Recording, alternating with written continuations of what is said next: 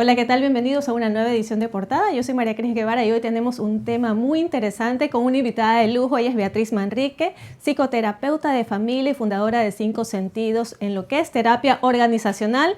Ella va a estar representando al Ecuador en el Family Business Network en Japón. Bienvenida, Beatriz. Tienes mucho que compartirnos de toda esa experiencia en años trabajando en el sector empresarial junto con la psicología. Y qué interesantes temas, sobre todo para las personas que nos escuchan, que siempre están buscando evolucionar, crecer y transformarse. Excelente, muchísimas gracias por esta introducción. Y sí, efectivamente, vamos a estar en la cumbre internacional de este Family Business Network en Japón, donde asisten empresarios de empresas familiares que están buscando justamente entender cómo adaptarnos a los cambios. Esa es la fórmula que tenemos, en la que trabajamos en las empresas aquí en Ecuador, y de pronto vimos que era una fórmula también que funciona para las empresas a nivel no solamente las familiares, sino las no familiares y empresas multinacionales, y también trabajamos con esto a nivel internacional. Y se volvió una fórmula de evolución a nivel global. ¿Cuáles son los desafíos actualmente de las empresas? Bueno, uno de los desafíos más importantes es adaptarse al cambio. El mundo va sumamente rápido. Entonces tienes el desafío de, por ejemplo, adoptar la tecnología. ¿Okay? Entonces, esa adopción de la tecnología cuesta mucho. Cuesta conciliar a las generaciones más tradicionales con las nuevas generaciones y embarcarte en ese mundo. Y es algo que necesitas, sí, para que tu negocio evolucione y se mantenga a la vanguardia. ¿Cómo ayudas tú a las personas y a las empresas para adaptarse a esos cambios? ¿Cómo trabajas? Bueno, primero, ¿quién es el más importante en estos procesos de cambio y de evolución? El líder. El líder tiene que, incluso antes de empezar el proceso de cambio, tiene que generar una cultura de conciencia en por qué el cambio, para qué el cambio. Si uno piensa a nivel personal, yo quiero hacer un cambio en mi vida a nivel personal. ¿Qué beneficio? Exactamente. Claro, como en marketing, ¿qué voy a sacar? ¿Qué voy a ganar? Exactamente, eso es parte de despertar esa conciencia, pero también estás hablando de un segundo aspecto que es el deseo. Es decir, ¿qué beneficio hay para mí? ¿Qué ventajas hay? No solo para la organización, sino para mí como persona. Entonces, y conciencia del cambio significa, bueno, ¿y a dónde me va a llevar? ¿Por qué es necesario hacer ese cambio en mi organización o en mi vida personal? Y hay una pregunta más muy importante cuando quieres ganar conciencia, es, ¿y cuál es el riesgo? ¿Qué pasa si yo no me embarco en este cambio? ¿No? Entonces, ahí estamos hablando de dos resistencias supernaturales en el ser humano. ¿Cómo trabajas la parte personal encadenada a la profesional? Porque a veces tenemos desafíos personales que repercuten en nuestra vida profesional. Bueno, tú lo has dicho, definitivamente nosotros somos seres humanos también de rutinas, de hábitos, y eso es fantástico porque nos da un orden, nos da una estructura, pero salir de una rutina, salir de un hábito implica pérdida, implica dolor, implica dejar atrás totalmente. Cualquier cosa pequeña, incluso cuando sabes que ese hábito es bueno, pero vas por uno mejor. Claro, salir de la zona cómoda, de confort, lo que está ahora, ¿no? Cuesta, pero ahí van las ganancias que tú dices. ¿Por qué lo estoy haciendo? ¿El para qué lo estoy haciendo? Mis motivos fuertes, tenerlos. A veces la gente dice, lo voy a pegar en el cuarto, tenerlo en mi espejito de recuerdo, ¿no? Y funciona. Y aquí hay algo, ¿no? Una frase, y es, nadie prospera o evoluciona acostado. Es decir, tenemos que levantarnos, incomodarnos. Y aquí viene otro aspecto de resistencia que es inherente, natural en el ser humano, y es que nos cuesta mucho esa inseguridad personal que te da dejar lo conocido y empezar a hacer algo nuevo. Los seres humanos nos cuestan 3 cosas: el cambio, la incertidumbre y el miedo a la escasez. ¿Cómo romper esa inseguridad que nos detiene, que nos impide actuar? Bueno, una de las maneras de hacerlo, por ejemplo, en las empresas familiares es cuál es nuestra identidad, cuál es nuestra cultura. Primero, tener una conversación franca y sincera. Es decir, las empresas familiares arrancan de manera informal, ¿verdad? Entonces, esas costumbres informales pasan a la empresa. Y lo primero que hay que hacer, porque las empresas familiares se van profesionalizando, van teniendo espacios para ordenarse y para organizarse, lo primero que hay que hacer es sentarse a tener una conversación franca y sincera. ¿Ok? Si la quieres hacer contigo mismo, por ejemplo, ok, yo como líder, yo como persona, ¿qué tengo que hacer para crecer, para dar un paso más allá? Pero primero, ¿dónde me veo? ¿Cuál es mi identidad de persona? ¿Qué quiero decir de mí? ¿Cómo quiero que me vean? Entonces, ¿a dónde quiero llegar? ¿A dónde ¿Cómo quiero me quiero llegar? proyectar? cómo me quiero proyectar y qué tengo que hacer conmigo o con la cultura de la empresa para que llegue allá. ¿Cuáles son las características de las empresas familiares en el Ecuador? Bueno, algunas de las características, y te voy a decir que nosotros tenemos más o menos 90% de las empresas en Ecuador son empresas familiares y aportan a un 60% de las exportaciones, ¿ya? Entonces, ¿de qué estamos hablando? Estamos hablando de una de las características es esta, ¿no? Las empresas familiares comienzan informales. ¿Okay? El problema es si se mantienen informales. ¿Por qué? Porque tú terminas hablando de temas importantes del desarrollo de la empresa, pero están entremezcladas con esas expectativas, esas relaciones, esas dinámicas de hermanos, de padre e hijo. Y los conflictos que están... Exactamente, quién era el favorito, sí, quién era el primogénito, quién era el engreído. Quién era el más chévere. Exacto, entonces tú entras a las empresas a trabajar también con esas expectativas.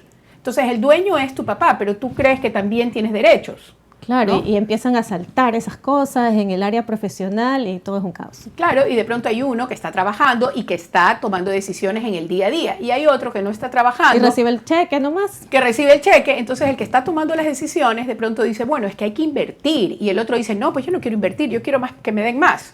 Entonces hay que alinear esas expectativas. Y yo te diría que lo que necesitamos, primero, antes de empezar a profesionalizar, que hay que profesionalizar las empresas en el sentido de estas dinámicas familiares, es tener una conversación franca, abierta sobre quiénes somos, a dónde vamos, qué queremos con esta empresa.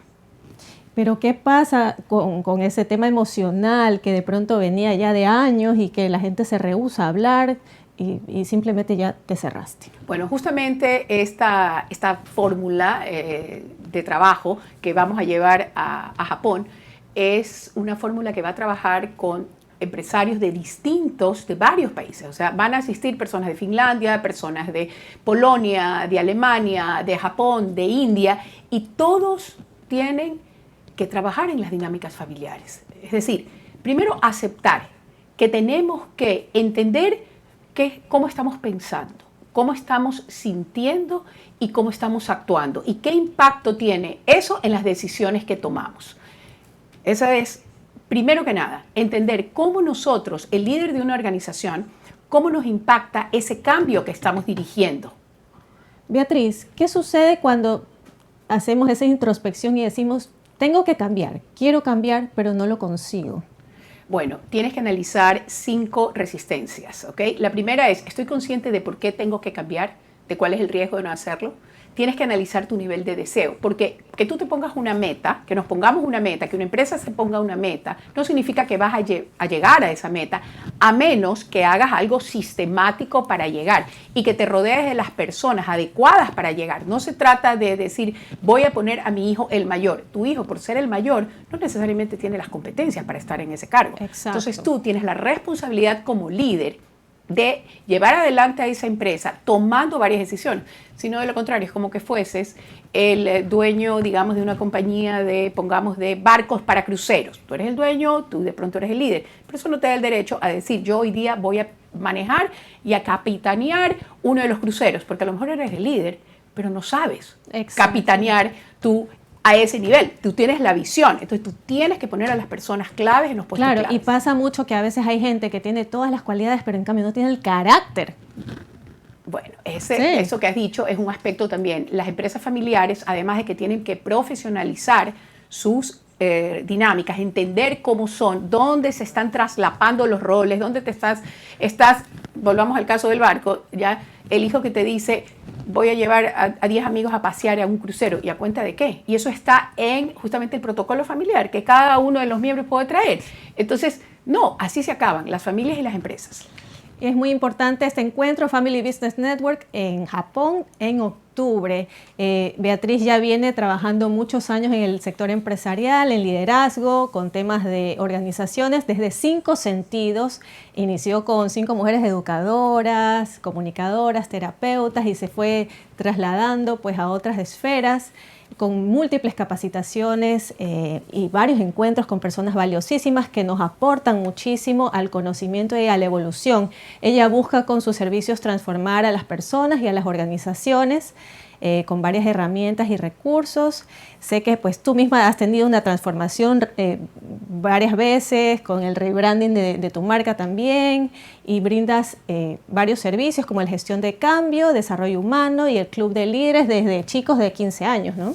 Exactamente, tenemos también un programa de líderes y eso fue algo que también le interesó muchísimo a Family Business Network, el saber que estoy trabajando con las nuevas generaciones. Vamos a hablar del liderazgo luego de esta pausa. Seguimos compartiendo desde Portada con Beatriz Manrique.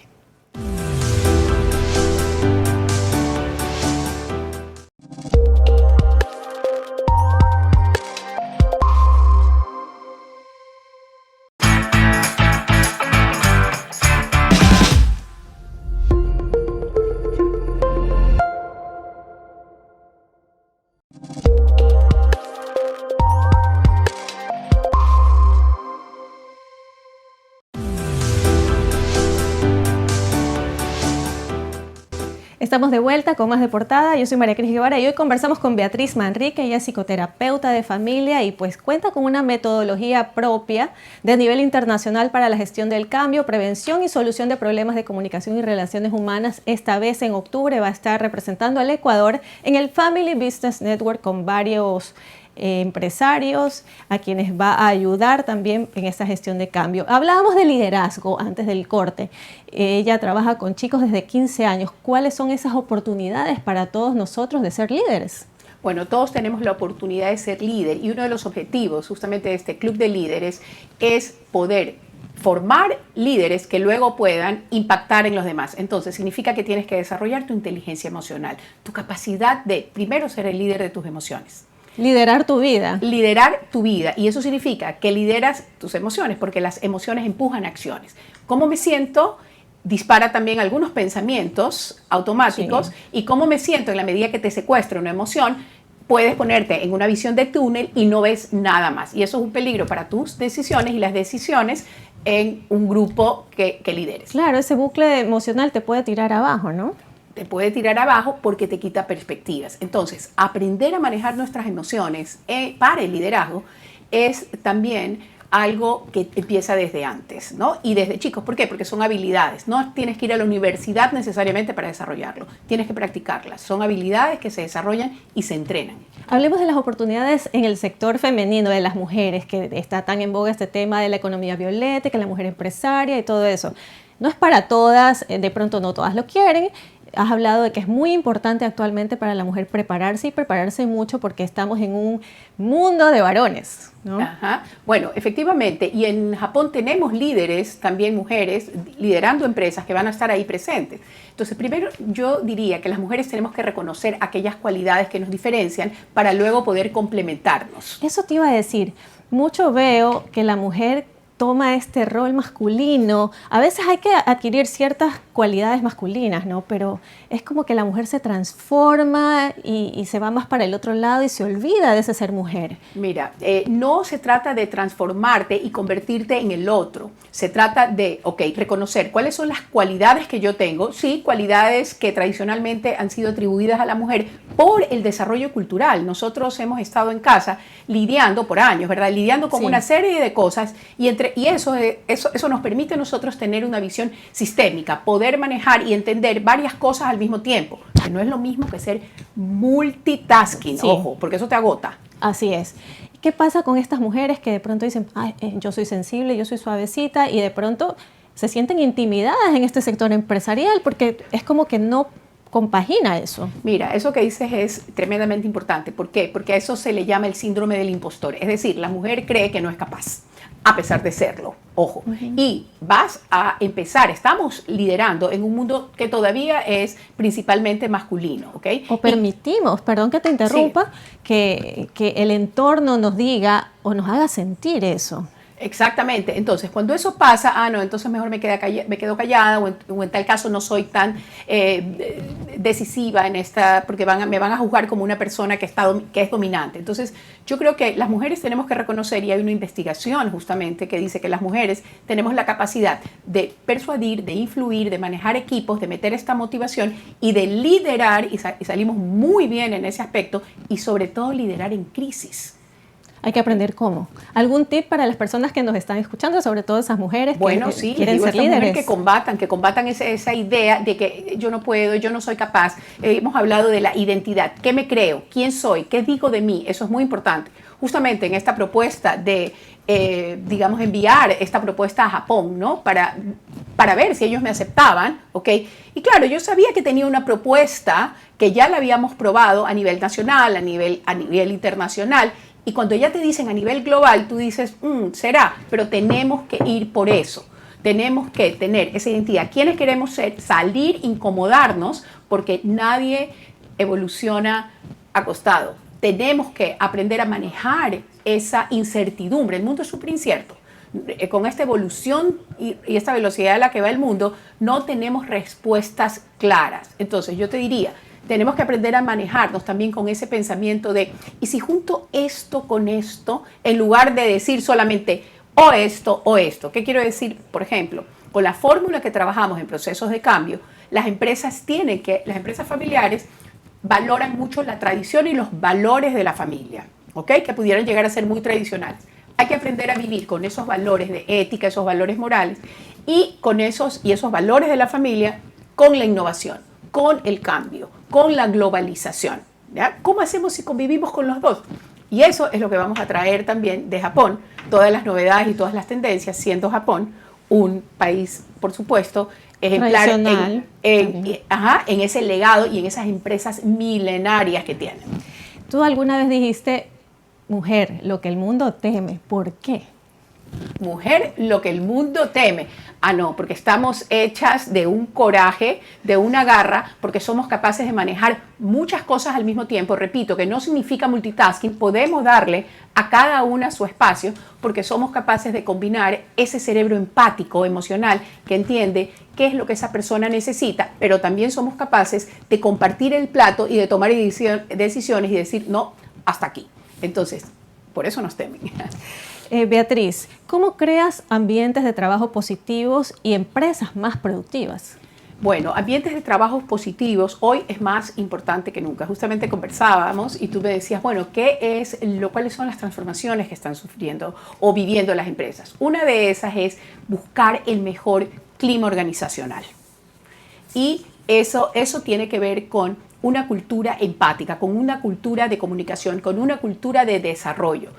Yo había hablado de 2 resistencias que es humanas, naturales, y es tener conciencia y deseo de cambio. Pero también hay otras 3 que tienen que ver con conocimiento. Tú quieres cambiar, pero si no has aprendido, entonces, si no sabes cómo cambiar, entonces, una cultura positiva de desarrollo en una organización es el desarrollo humano.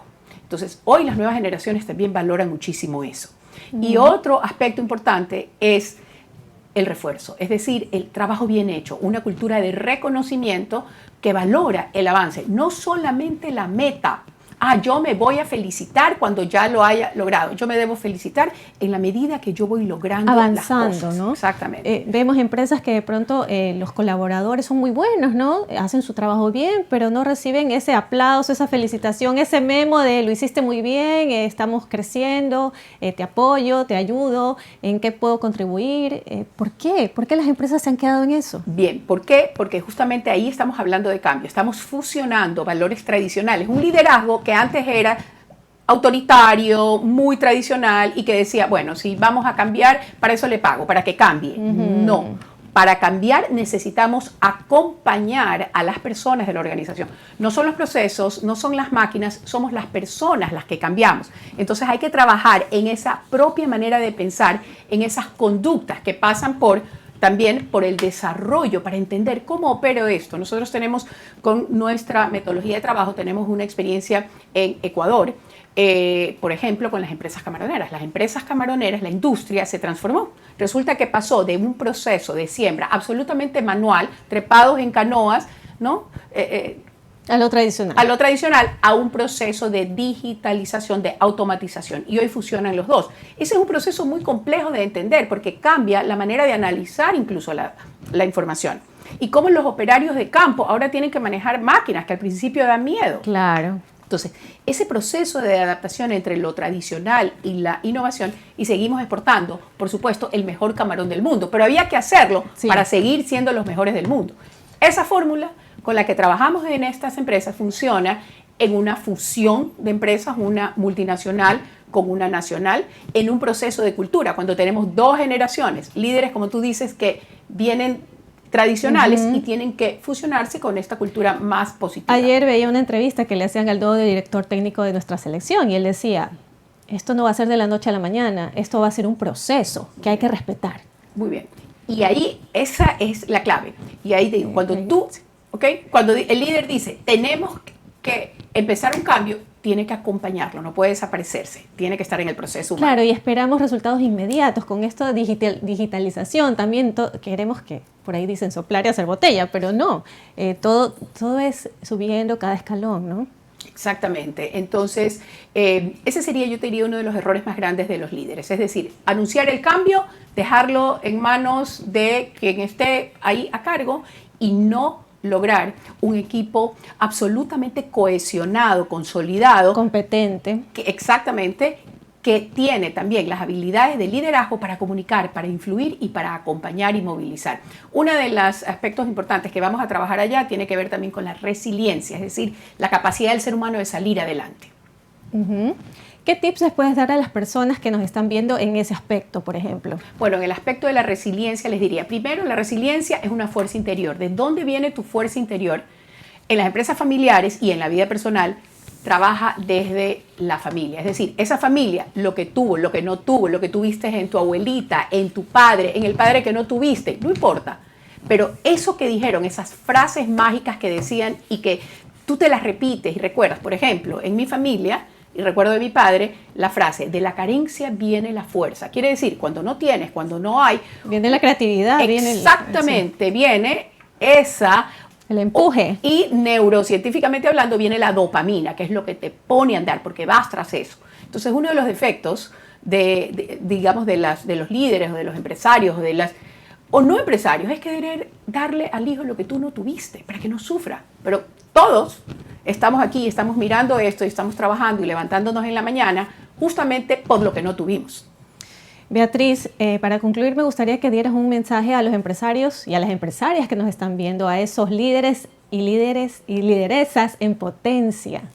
Bueno, les diría justamente que comiencen, si no lo han hecho todavía, salgan de la conversación, digamos, de la mesa familiar y abran un espacio donde se puedan preguntar quiénes somos, qué queremos, a dónde vamos, cuáles son las dinámicas familiares que nos preocupan y que debemos manejar y mejorar, que aguanten un poquito de tensión, porque son conversaciones tensas, pero también hay que saber poner esos problemas sobre la mesa y escuchar, y luego, después de eso, buscar una manera de profesionalizarse, porque hay una profesionalización para las empresas familiares y un desarrollo de liderazgo.